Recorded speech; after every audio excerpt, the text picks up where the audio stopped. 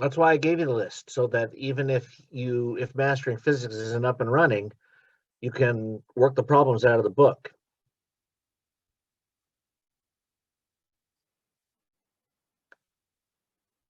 Okay, so who has questions? I do have a question on 5P8 for the pip. Oh, okay, good.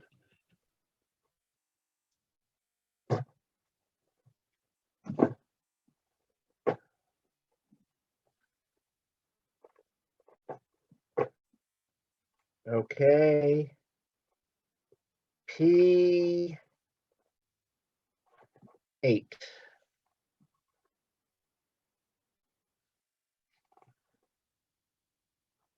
Oh, this is fun. Okay, so in P8, you have this kind of,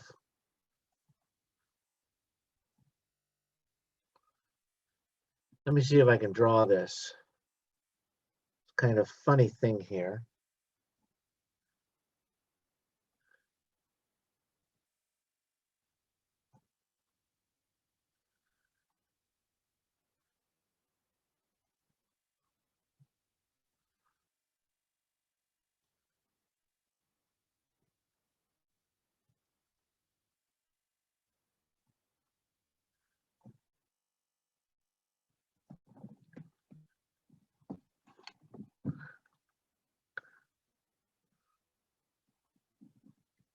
So this is theta, and this angle we'll call phi.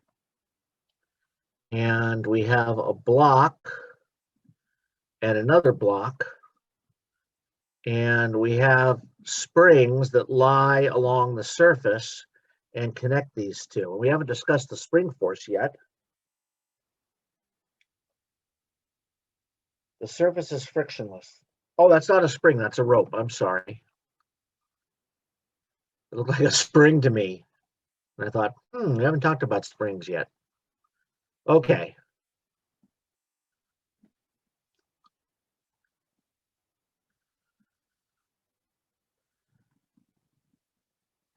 So, what is the tension in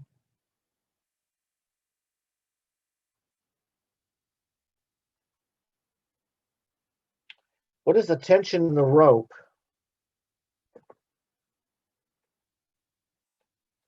given that the surface is frictionless? Oh, okay. Well, they're both M. They both have the same mass, M.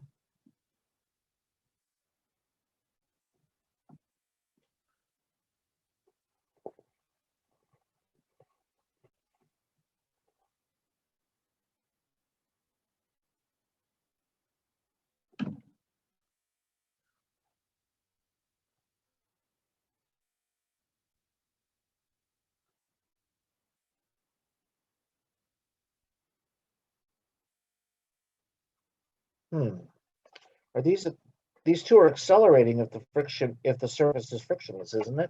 Aren't they? That's one of the confusing parts. I'm not sure. Yeah. Oh, yeah, okay.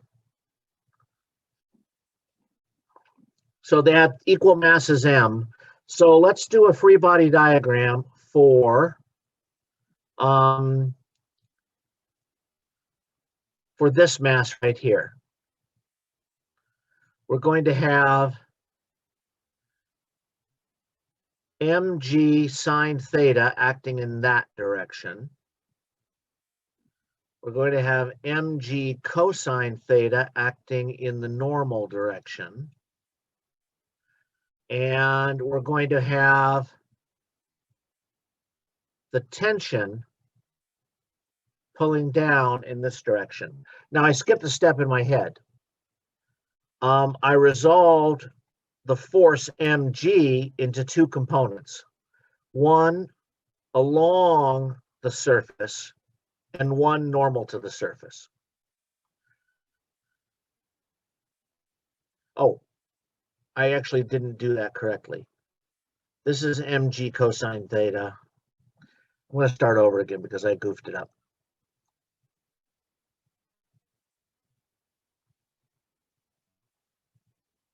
Okay.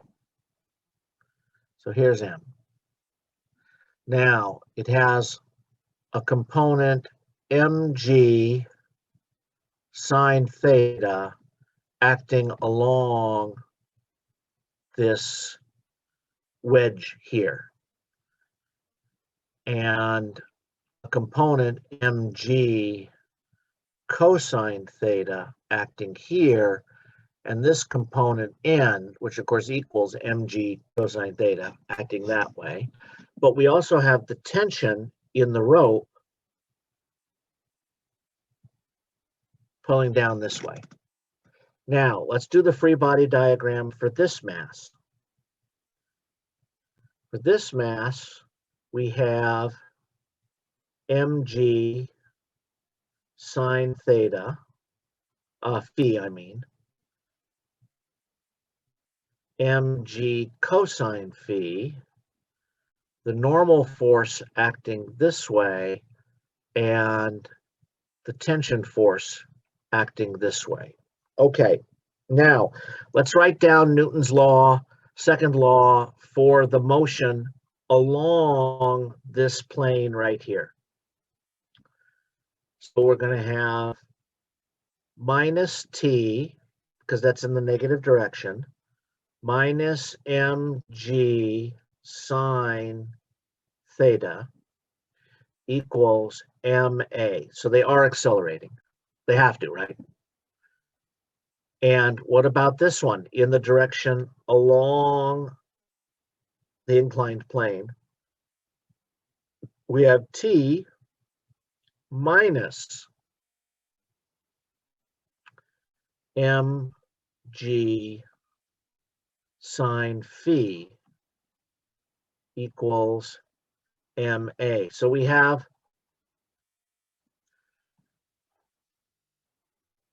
where a is the acceleration for this mass along the wedge, and for this mass at this angle along the wedge.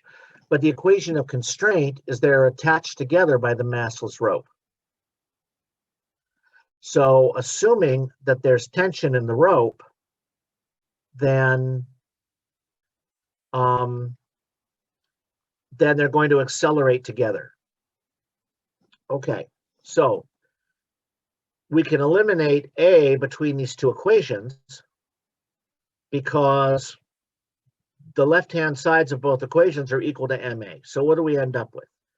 We end up with minus t minus mg sine theta must equal t minus mg sine phi. So t is equal to mg sine phi minus mg sine theta. Now, since these blocks have the same mass, in order for this setup to work, the angle phi must be steeper than the angle theta, because that would make this tension a positive number. If this tension is a negative number, then what that means is that this block is pressing on it and therefore pressing on this block. But, you know, pushing on a rope doesn't make any sense. It's not rigid. Okay, so that's the answer for that. Should it be mg sine phi minus mg sine theta over 2?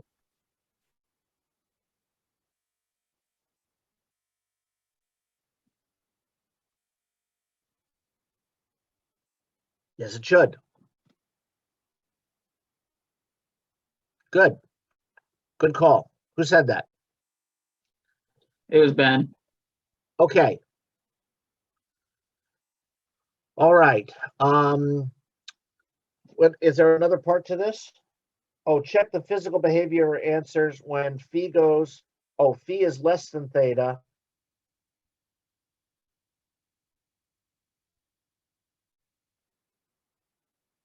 phi is less than, oh, if phi is less than theta, then this t is negative. And that means that it's in compression instead of tension. And in the other case where theta equals 0, but phi equals 90 degrees, then we simply get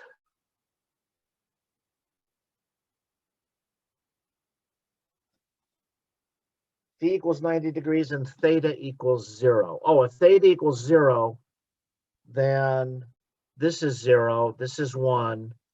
So it's, yes, that makes sense. So if theta equals 0, that means this piece is horizontal.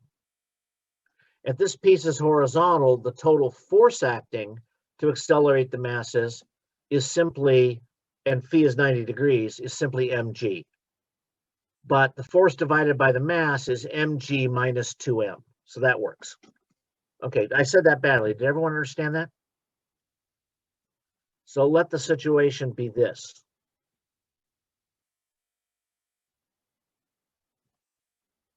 Now, the total force acting on the system is mg, but the acceleration is F over m, but it's 2m.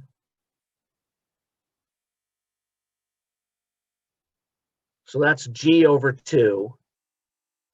And if the acceleration is g over 2, then the tension in the rope has to be mg over 2. Yeah, that's right.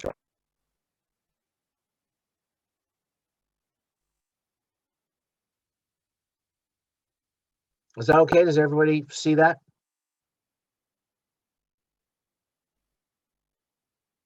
That's a good problem. Okay, other questions? Well, are you going to miss this question? Good. Yeah, thank you. Okay. Other questions?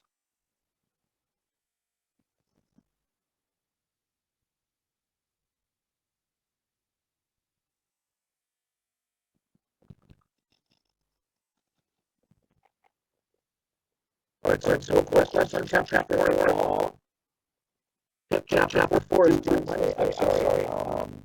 And chapter 4 is due Wednesday.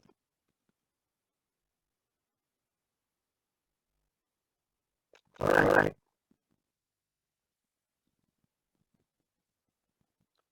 Okay, let's continue with that.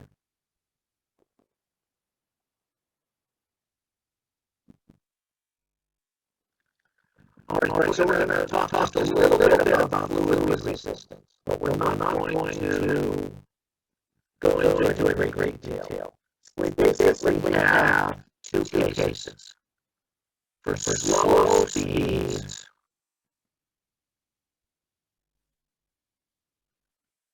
we have the frictional force of air is proportional to the velocity. So K times V. For high speeds,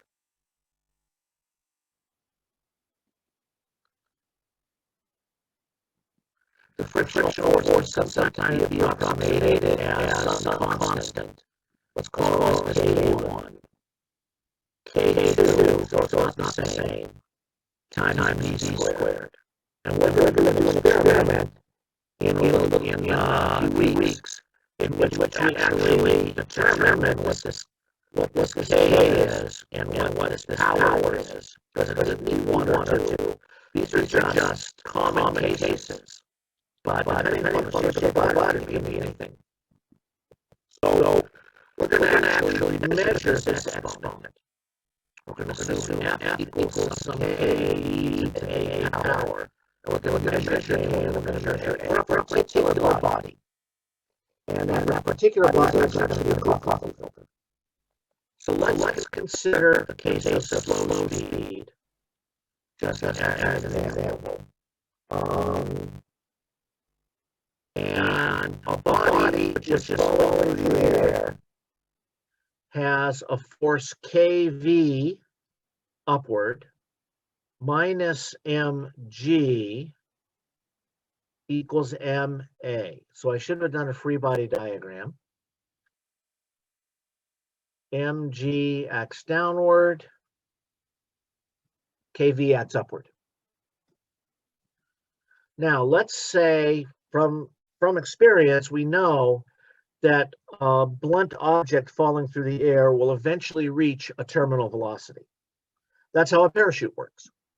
A parachute works because the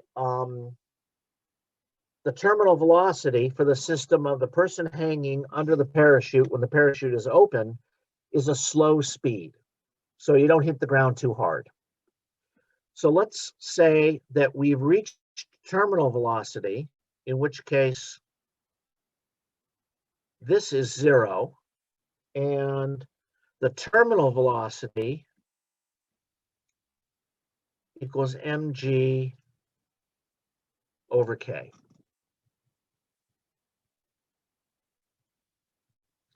K can be calculated from first principles, and this exponent can be calculated from first principles in some situations. But in order to do that, you have to analyze the fluid mechanics. So you have to solve the equations of fluid flow. We're going to do that later this semester, but we're going to do it for the case of a blunt object, and we're going to end up with that as our relationship. Okay. So that's almost all there is to say.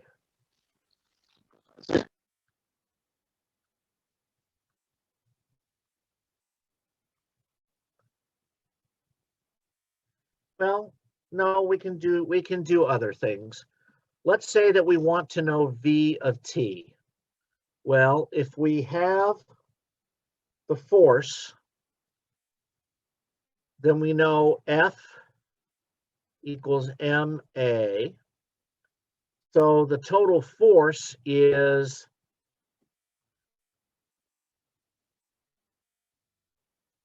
let's say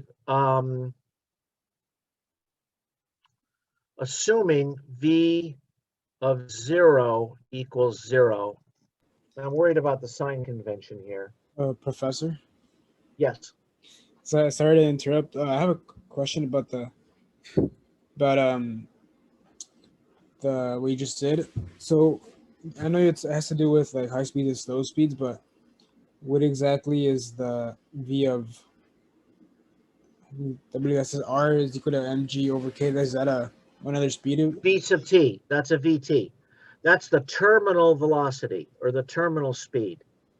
Okay. Because of friction, eventually V will increase to the point where this is 0. So you don't get any acceleration anymore, and that terminal velocity is then mg over k. Okay. And then the F is equal to k v squared. That's just the indication for high speed of friction. Yes. Okay. This is for air friction. Actually, this equation right here is actually for the correct equation for, at least in some circumstances, for something called form drag. So it would be a very blunt body like this falling through the air. Oh, okay.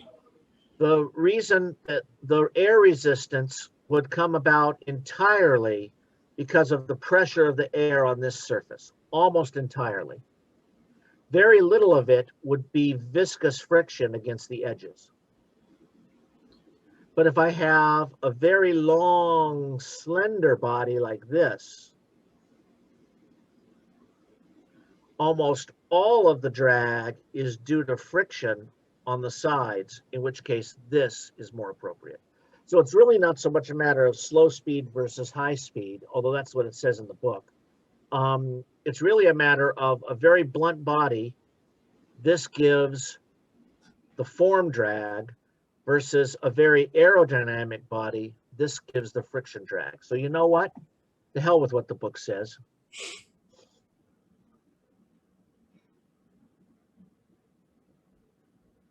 This is for bodies whose resistance is dominated by viscous friction, and viscosity is just the friction of the fluid. And this is where we're dominated by form drag, meaning pressure on this front surface. Okay. So Okay. let's say that we're in the first situation here, that we're in the situation of viscous friction. Let's see if we can determine an expression for V as a function of time. Well, we have the acceleration kv minus mg. I'm sorry, the force kv minus mg until it reaches terminal velocity is in the downward direction. So I'm going to write the force is equal to minus kv plus mg, because this force is in the negative direction. But the force is equal to ma. But what is ma? Ma is m dv dt. So my equation of motion, my differential equation of motion for this body falling through the air, is actually m dv dt equals minus kv plus mg. And I'm going to rewrite that k over m, get rid of that. Now,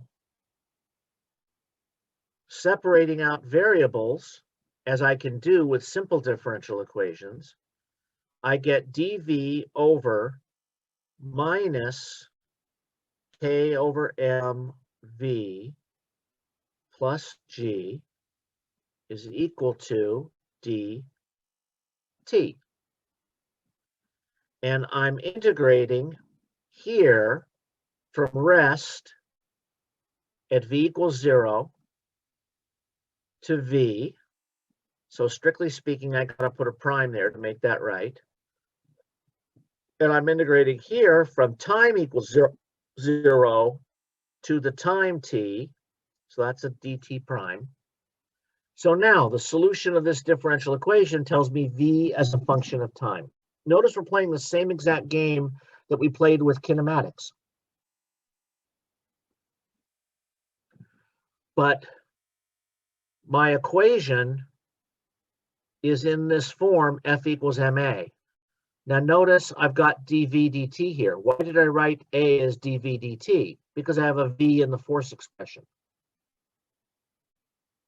But I could also write ma as m d squared y dt squared as the force, and then ma as m dy dt. Now what I would have is a second order equation for the position y as a function of time. That's usually what the equation of motion is in mechanics. A second order equation, because a is the second derivative of position, where the independent variable is time and the dependent variable is position. But I've switched it up a little bit here because I have an expression for the force in terms of v. So it makes sense to express the acceleration in terms of v. So let's rewrite this equation. So my equation is the integral from 0 to v dv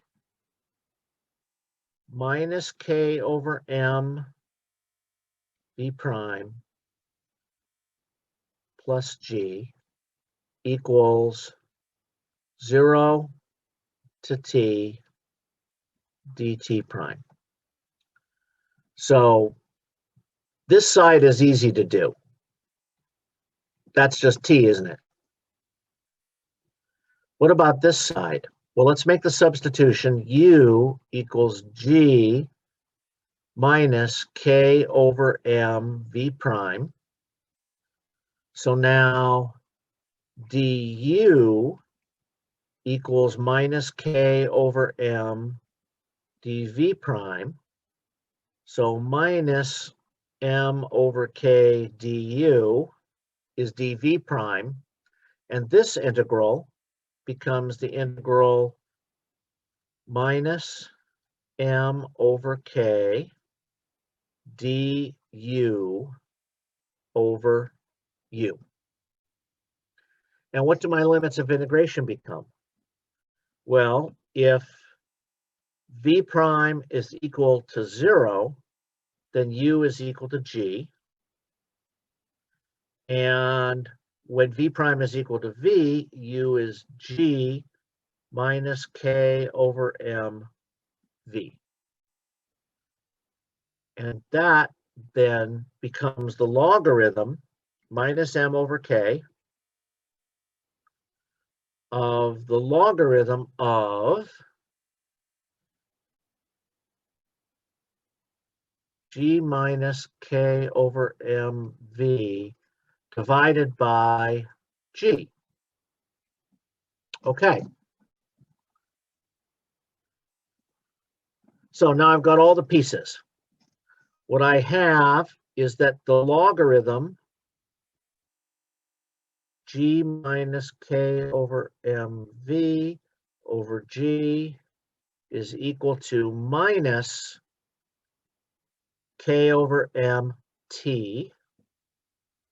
Now, this is an implicit solution. How do I get my explicit solution? What do you think I want to do? Somebody tell me. How do I make progress now, putting this in a explicit form?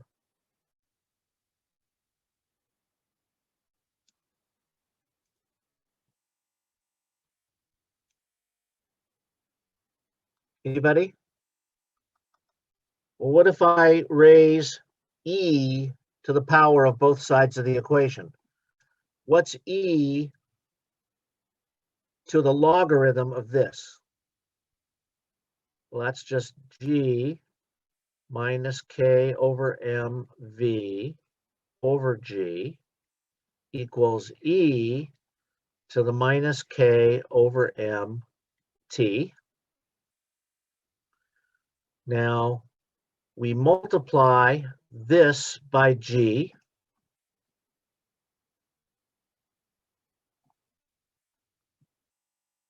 And we add plus G on the other side, but change signs. So I end up with minus G plus G. And then I multiply by M over K.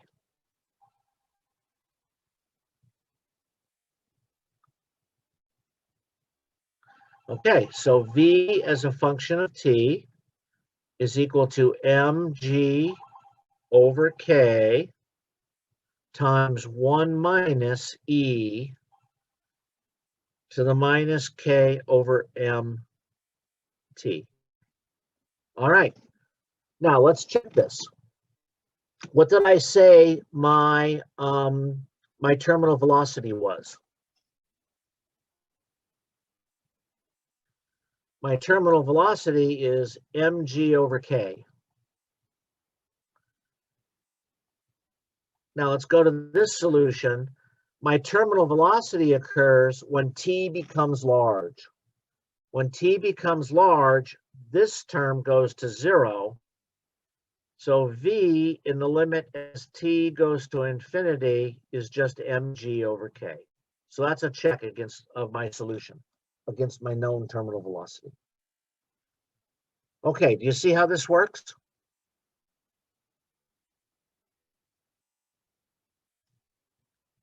Are you completely confused?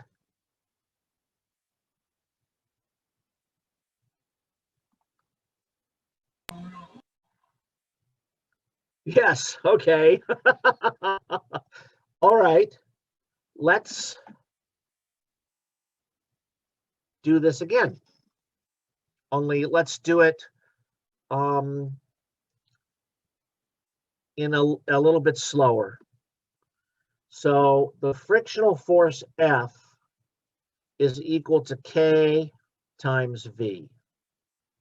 So if here's my free body diagram, mg acts this way, kv acts this way. Well, my Newton's second law equation is F equals ma. So I will get kv minus mg equals ma. Now, what is a in terms of its sign? It's a negative number, isn't it? Acceleration is downward, in the downward direction. So if a is equal to 0, then my terminal velocity is equal to mg over k.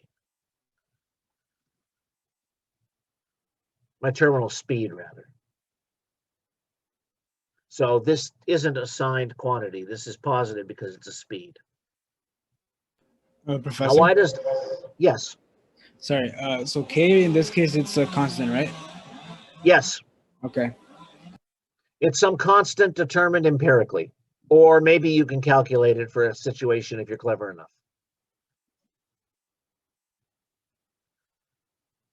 Okay, why do we reach a terminal velocity? We reach a terminal velocity because eventually, as v becomes greater and greater, the drag becomes greater. Eventually, the drag equals the gravitational force. At that point, the velocity doesn't change anymore because the net force is 0. So if the net force is 0, the acceleration is 0, and the terminal velocity is just given by this equation. All right, now let's ask a different question. Let's say, what is v of t, the function? V is a function of time. Well, I can figure that out because I can solve the differential equation for v. And how do I develop the differential equation? Well, it's the same as before. It's F equals ma. So that's all I'm doing is F equals ma. Now, a is a negative number, and v is the speed. So minus m dv dt, because dv dt is positive as it's falling. It's speeding up as it's falling. But I have to put a minus sign in there because it's in the downward direction. So this is ma equals the force, kv minus mg. And I can write it this way. Then I can divide by m, and I get dv dt equals g minus kv over m. Now, this is a differential equation in v as a function of time. The solution of this problem is v as a function of time.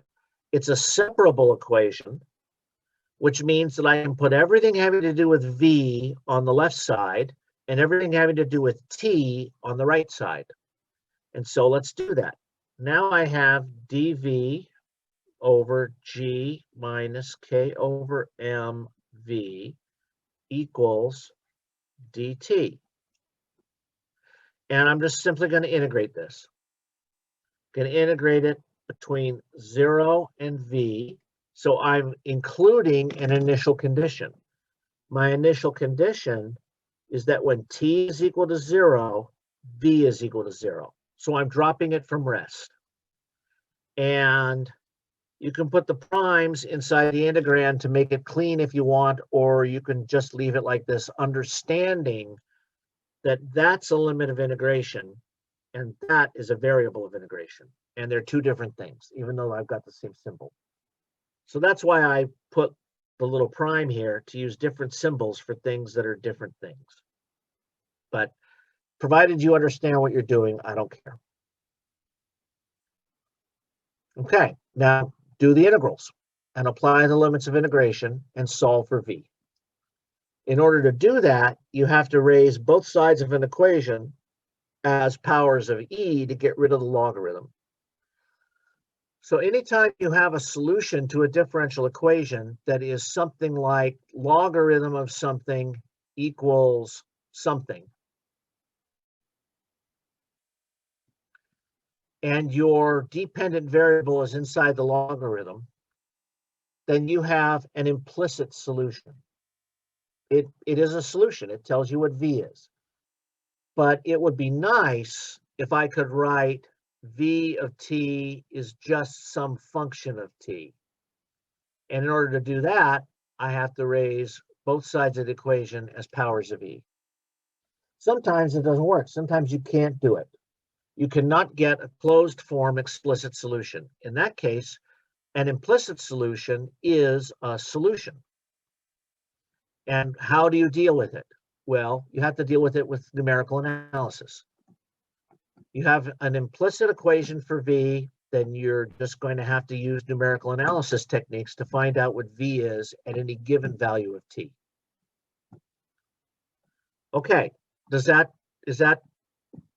more logical now? Is it clear now?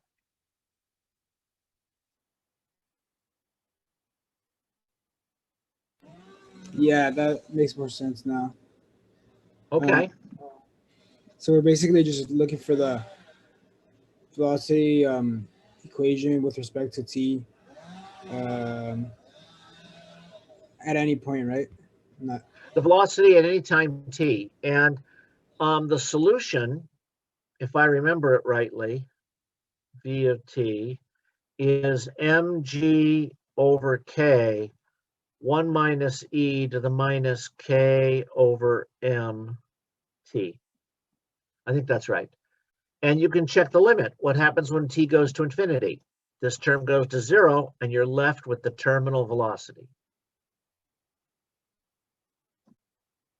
Now, could you play this game by letting the frictional force be kv squared? Yes, you could, but then you would have this equation with a square right there. Okay, it's not quite so trivial to integrate, but you can do it. Look it up in the integral tables.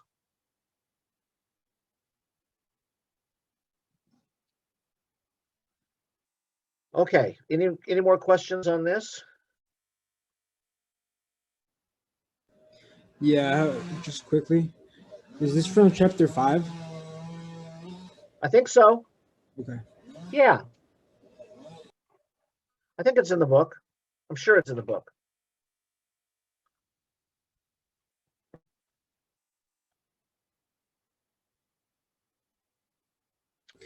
Another question about just the assignments. It says Yes. next week the whole homework is due for Mastering Physics, chapter 4, 5, and 6. Is that correct? That's PIP. I mean, yeah, one of those two. Yeah, 4, 5, and 6, chapters 4, 5, and 6 cover the material of chapters 4 and 5 in Mastering Physics. Let me look at PIP and make sure that I didn't make a mistake. Oh, got it. Okay. Yeah, I thought like 6 was gonna be related to the chapter 6 from Mastering Physics. They don't follow. Okay. So chapter 4 is Newton's Laws, part 1 from PIP. Chapter 5 PIP is Newton's Laws, part 2. And chapter 6 PIP is circular motion. Okay, which we're just about to discuss now.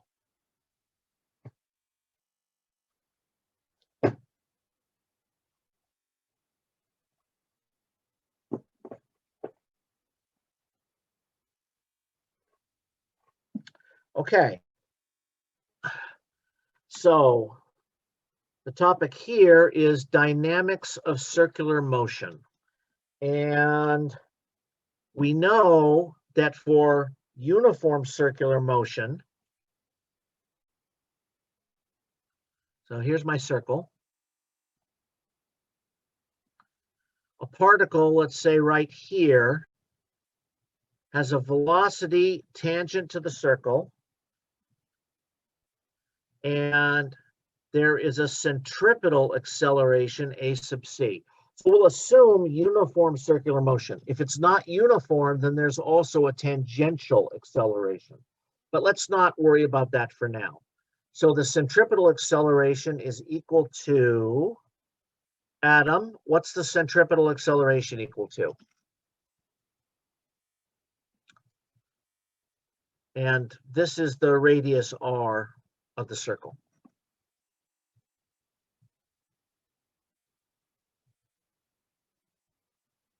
So what's the centripetal acceleration, Adam?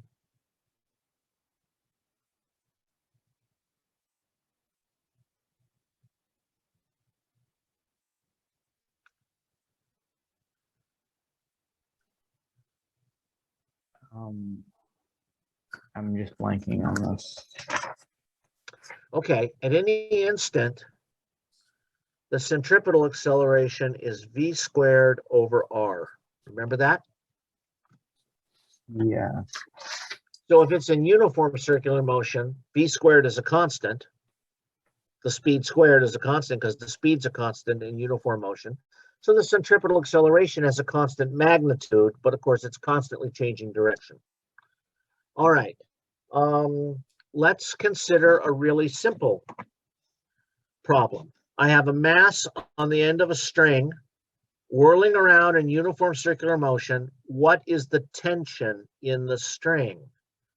Well, let's draw a free body diagram.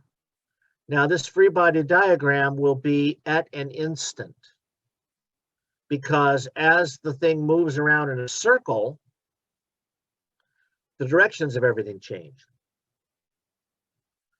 But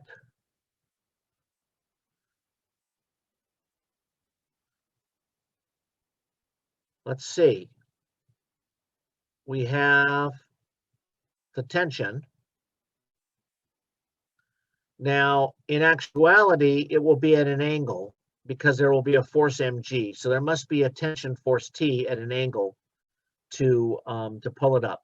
But let's say that it's going around so fast that the angle is essentially zero. And we're going to ignore the gravitational force. So I'm going around in a circle. Here's my free body diagram. There's my M. Here's my free body diagram. Boy, that couldn't be any easier. The only force acting on it's the tension, because we're neglecting gravity. Or we're putting it on a frictionless table and let it go on a table. In which case the normal force cancels out the gravitational force. So T, the total force, must be equal to ma. But what is A? Well, A is the centripetal acceleration.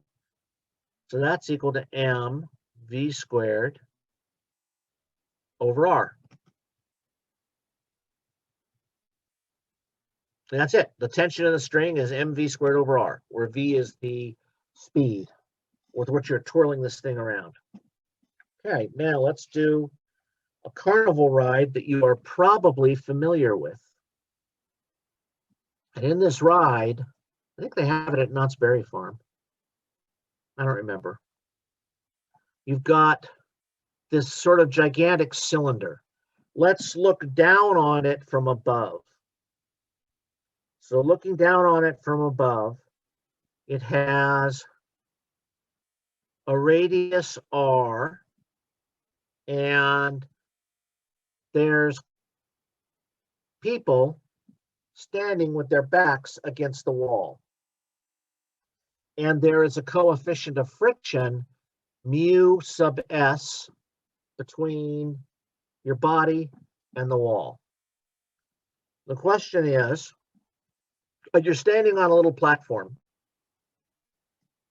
and they start the ride up, and you go around faster. You feel like you're being pushed against the side of the of the carnival ride, right? You're being pushed against the inside of the cylinder, is what you feel like. And then suddenly they withdraw the little platform, but you don't fall. And you don't fall because the frictional force between your body and the inside wall of the cylinder is great enough. So let's analyze this. Here is the person of mass M.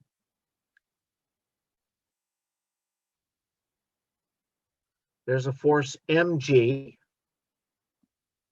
There is a frictional force, but there's another force acting on him. Louis, what's the other force that's acting on this person as the ride goes around in a circle?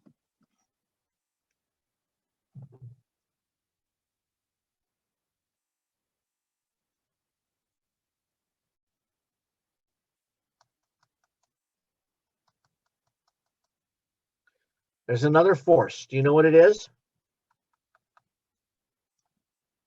No. Is it AC? Related to? Centripetal force? It's the centripetal force. That's correct. And I'm going to say that that is, I can call it F sub C or I could call it N, because it's actually a normal force of the wall on your body, right? It's acting at right angles to the wall, but you could call it F sub C and that would be fine. Centripetal, not centrifugal. Matthew, is centrifugal force a real force? I don't think so. You are correct. Centrifugal force is what you think is pushing you into the wall. That is a pseudo force. It arises because you're in a non-inertial frame.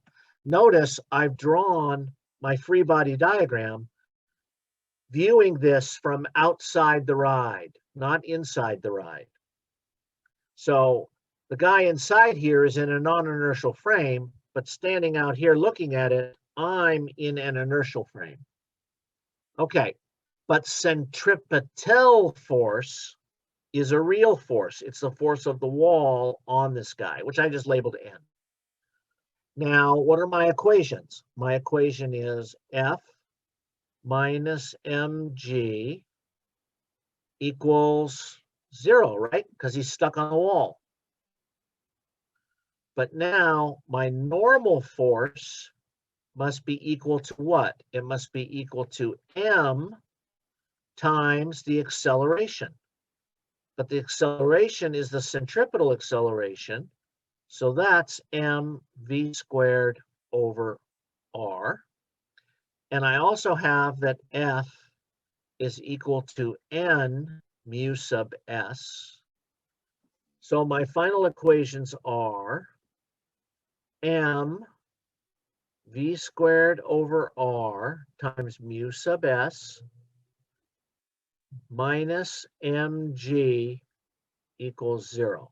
Well, look, the m's cancel. So it doesn't matter how skinny or how fat you are, this ride's going to work the same. Doesn't matter what your mass is. What is the minimum V necessary so that you won't slip? Well, that is going to be G times R divided by mu sub s, and don't forget the square root. Okay, so when you design this ride, you got to get some idea of what mu sub s is. So you have to do some experiments with people in their clothes. Then you'll have to decide on a safety factor. Maybe you put a really strong safety factor here, because if somebody slips on the wall in this thing, he's going to get killed or hurt very badly. So you put a safety factor of 4. So you figure out what mu s is, multiply it by 4, and then figure out your V. That'll give you a safety factor on V of 2, which is a standard engineering rule of thumb. Those of you who are engineers are going to, if you haven't seen it already, you're going to. The engineering rule of thumb is 2. Either multiply or divide everything by 2. That's the rule of thumb. Which safety factor should we use? 2. Now, sometimes more thought has to go into it than that. For example, many systems on an airplane are redundant systems, meaning for safety, if one of the systems breaks, the other one, you can still fly the airplane. So you don't want single point failures if the failure is going to be catastrophic. So you want more than one bolt holding the wing onto the airplane, right? That's the sort of thing I mean. Well, there are one of the systems, at least one system on the B2, for example, is quad redundant.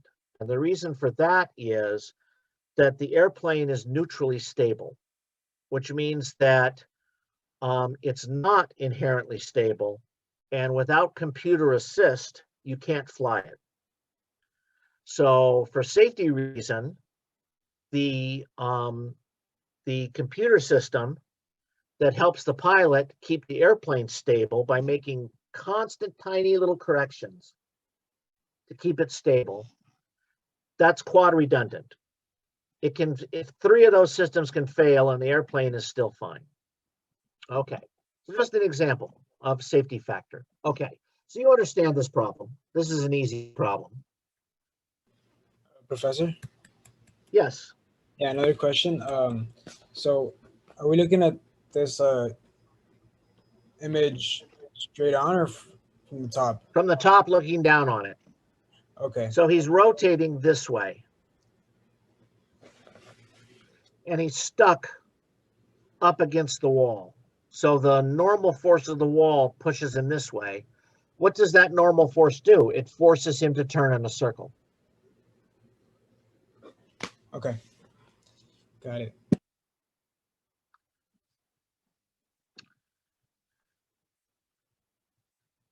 Now, let's look at an aircraft turning. You probably all been on airplanes, right? When an airplane turns, what does it do? It Shifa? tilts a little bit. Oh, There, okay, that's fine. It tilts a little bit. That's exactly right. It banks. So when here's the fuselage seen end on, here's the wings. Flying straight and level, no problem. When it turns, it banks like this.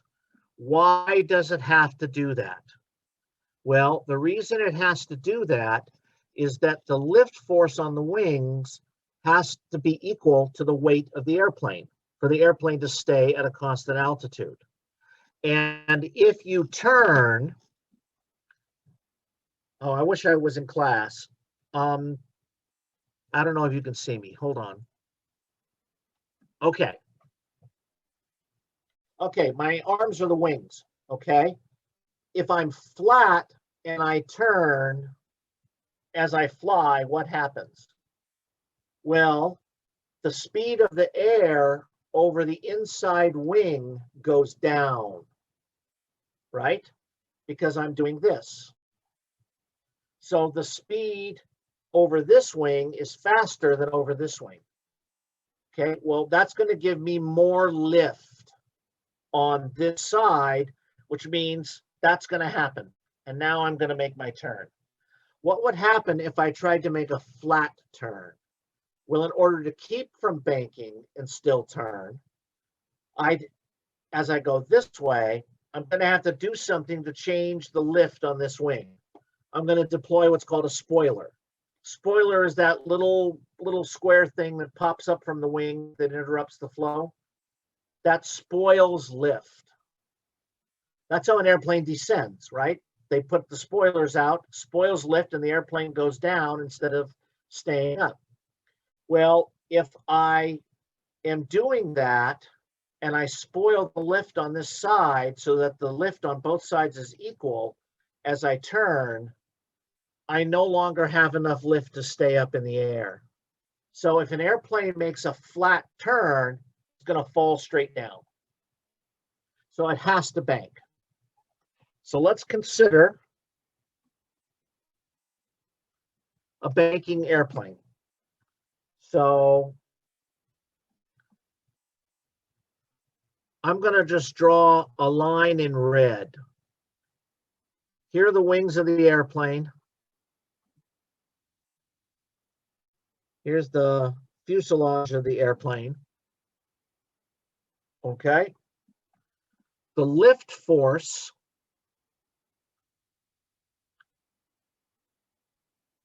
is straight up like this.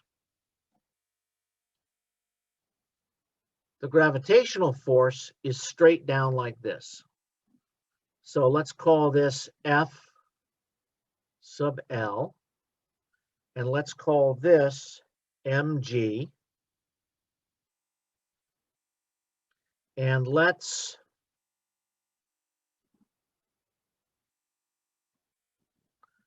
draw this line. This dashed line is from the center of the airplane to the center of the circle. So it's turning, it's going in a circle. This is R is the distance from the fuselage to the center of the circle. And let's say this angle here is theta, which means that that angle right there is theta. So what do we have? We have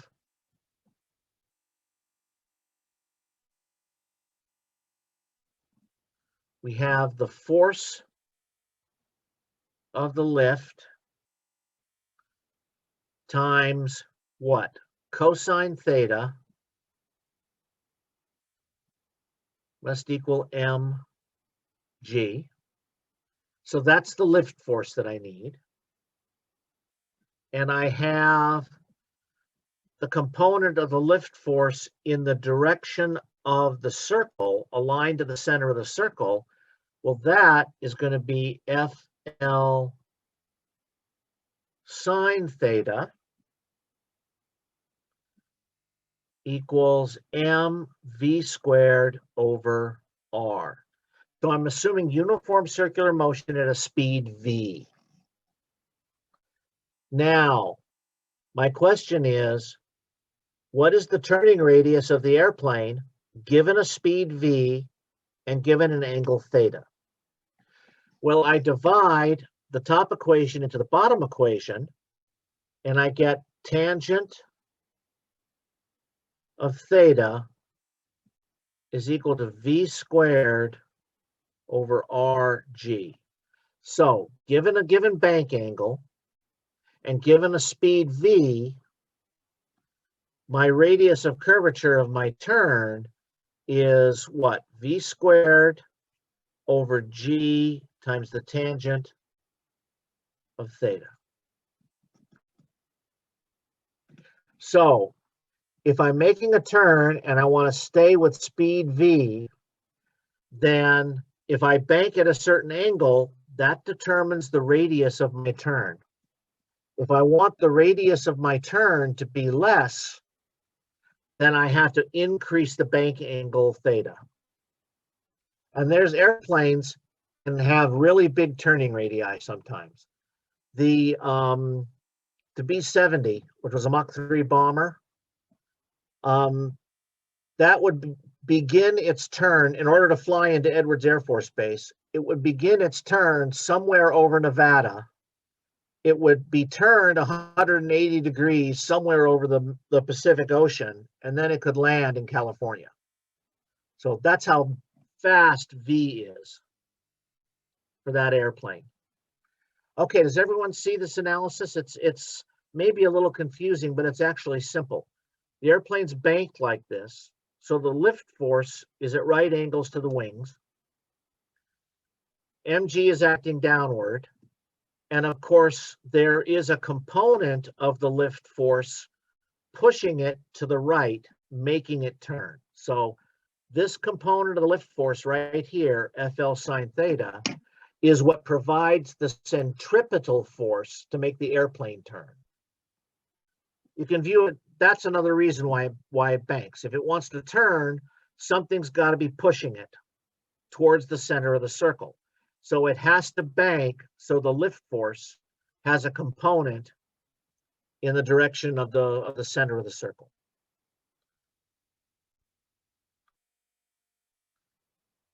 Okay, anybody have any questions on that? Yeah. Go ahead. So then the R is the radius of what exactly? Or Of the turn. So let's say, here's my, I'm looking down on it from above. Here's my airplane. And I want to make a turn. So if I went all the way around the circle, that would be my turn. This R is the radius of that circle. Of got course, I don't have to go all the way around in a circle. I could only go part of the circle. Okay.